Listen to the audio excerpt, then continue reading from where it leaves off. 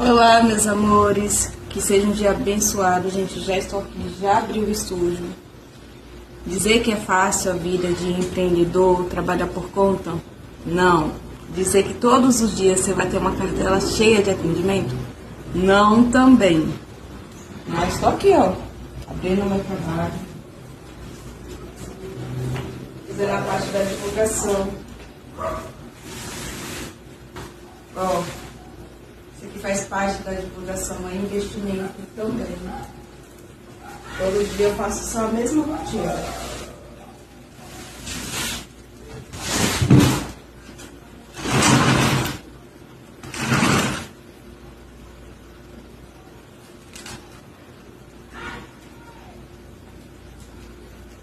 Para poder sinalizar e mostrar meu trabalho. E é isso, gente, a vida de empreendedor, principalmente mulher